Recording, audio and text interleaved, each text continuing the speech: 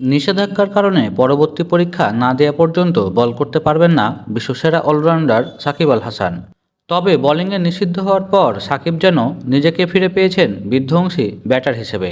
লঙ্কা টি-10 লিগে 226 স্ট্রাইক রেটে 19 বলে 43 রানের বিধ্বংসী ইনিংসের পর পরবর্তী ইনিংসে আবারও খেলেছেন দুর্দান্ত এক ইনিংস।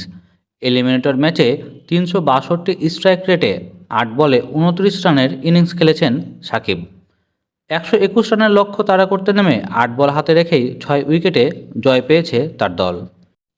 সাকিবের 362 স্ট্রাইক রেটের ইনিংসে গল মার্ভেলস শুধু জয়ই পায়নি, কোয়ালিফায়ার 2-তে জায়গা করে নিয়েছে।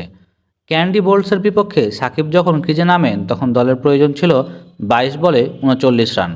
দলের এমন বাঁচা মরার মুহূর্তে আগ্রাসী ব্যাটিংয়ে সাকিব 8 বল হাতে রেখেই 6 উইকেটে জয়ে গলের কোয়ালিফায়ার 2 নিশ্চিত করেন। 8 বলে 29 রানের সাকিবের ইনিংসটি ছিল 2টি 4 ও 3টি 6। তবে লঙ্কা টি-10-এর প্রথম আসরের ফাইনালে উঠতে পারেনি সাকিবের গল মার্ভেলস। হাম্বানটোটা বাংলা টাইগার্সের বিপক্ষে কোয়ালিফায়ার 2-তে সাকিবের দল হেরে বিদায় নিয়েছে। বাংলাদেশের হয়ে হাম্বানটোটা বাংলা টাইগার্স হয়ে খেলছেন সাব্বির রহমান এবং মোসাদ্দেক হোসেন সৈকত।